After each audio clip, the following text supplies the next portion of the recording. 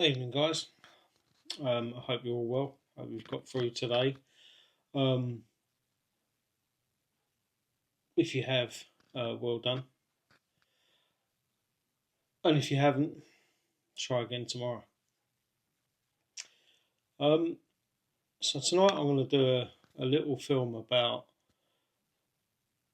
something that, in a kind of roundabout way, is why I ended up starting this channel.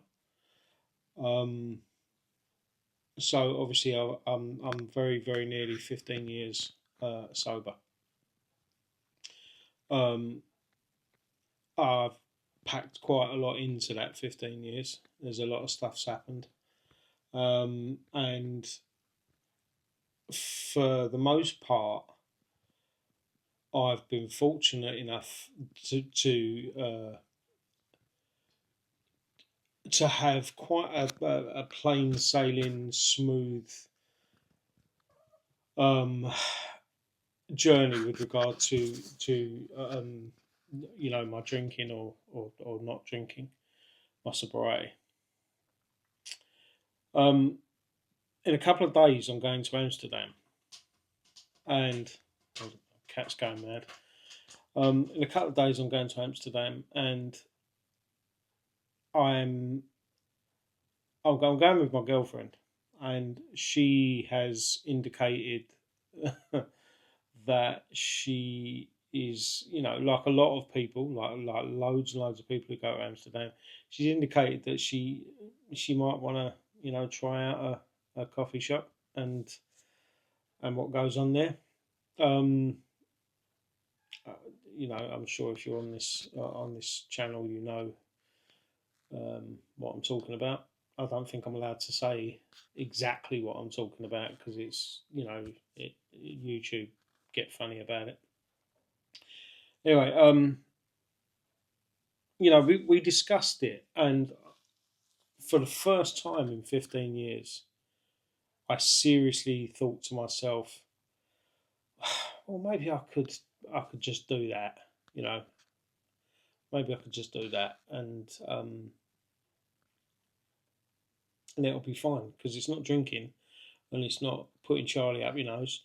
It's just that thing. Um, but quite quickly, I realised that I was already doing alcoholic thinking. Um, I was planning. I was planning ahead.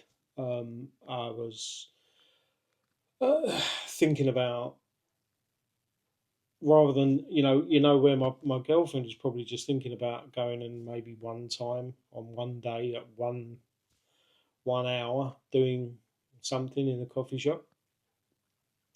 But I'd already started, as us alcoholics tend to do. I'd started planning and thinking about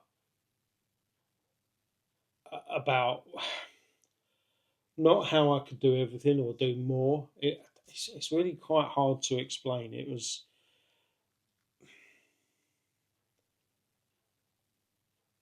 It's just like you. It's like you have to plan more than what is normal. Um, you know, it's like this feeling of, oh well, if I could do that, then maybe I could just do, maybe a drink, or maybe just this or just that. And all of a sudden, that addiction and that alcoholic brain is kicking in, and it's trying to trick you into doing stuff that you really shouldn't be doing. So, like I say, I've been thinking about this for a couple of weeks, and it's kind of, as I say, what's led to me sort of starting the channel, um, because it's come as a bit of a shock. And I remember when I first started, or when I first stopped drinking, I remember hearing stories about people who'd been sober for 20 years, and then one day they just walk into a pub and they've ordered a drink and they've drunk it before they've even realised what they're doing. And I remember thinking, how can you do that? That doesn't make sense. You know, how nobody walks into a pub and drinks a drink and doesn't realise what they're doing. But you know, it's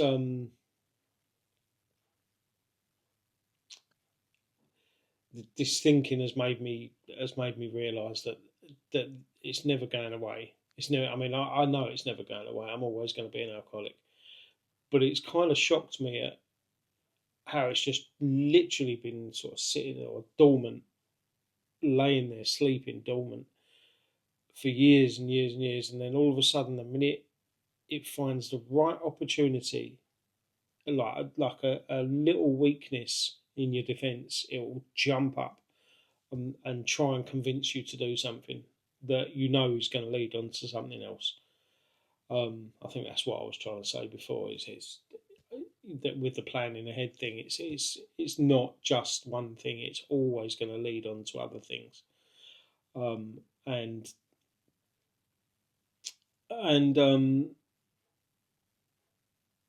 so I've kind of made the decision that I'm not going to do anything.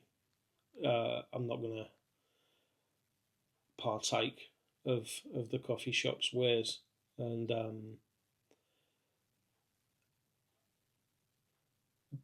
because I can't be trusted, because I'm an alcoholic, I cannot be trusted. I cannot trust myself to, not go too far. And it's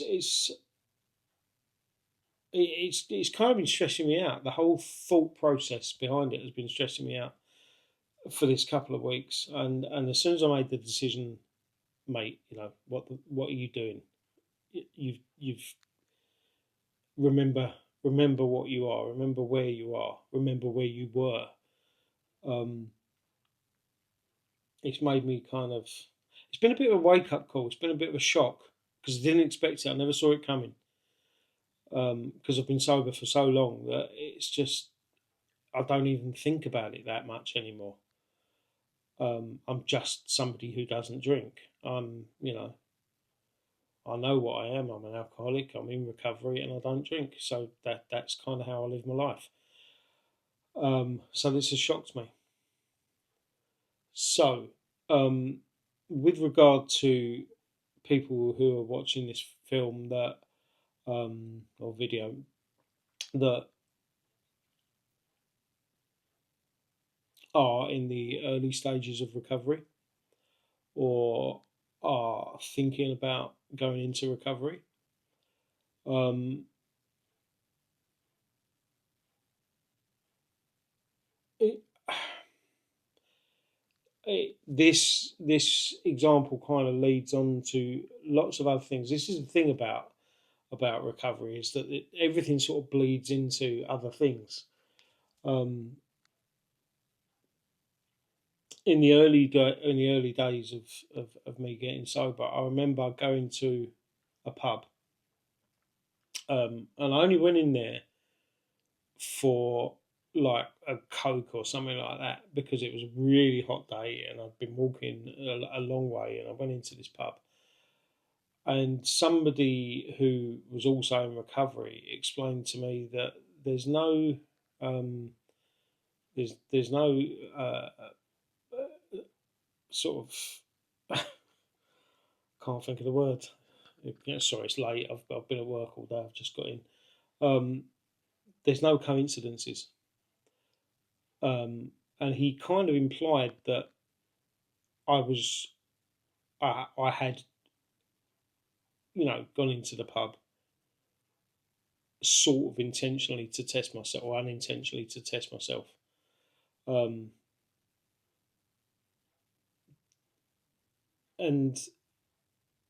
yeah, I think that's a good possibility looking back. You might think, well, no, it's fair enough, isn't it? You just it's a hot day. You've been walking a lot, and you need a cold drink. Well, the answer is, why don't you go into a sweet shop and get a can of Coke, or stop at an ice cream stall? Why did you go into a pub when you've just started on your recovery? This is what I mean about alcoholism being an insidious, it's a dirty, nasty illness, and it will do anything it can to catch you out or to lead you down the wrong path.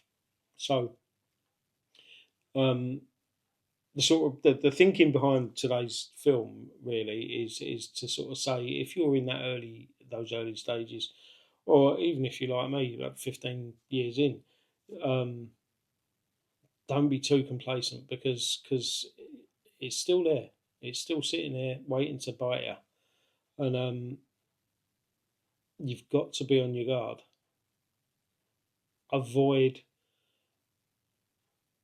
avoid anything that's going to potentially tempt you into either having a drink or a drug or whatever it is that's your whatever your addiction is, I suppose. But you really have to, because you can't control it.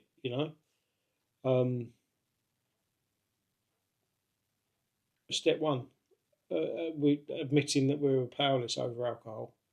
You can't control alcohol. Alcohol controls you.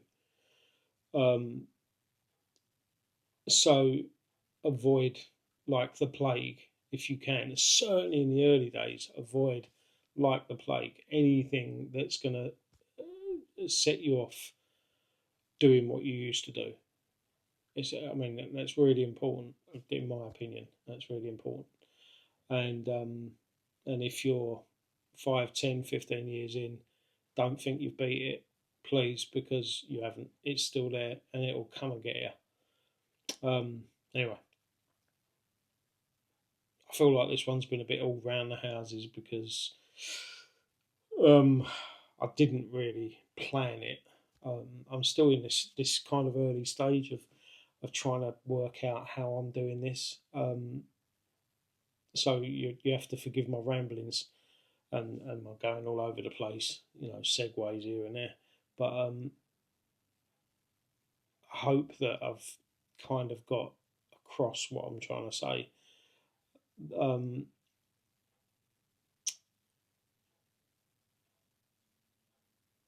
so yeah, there you go.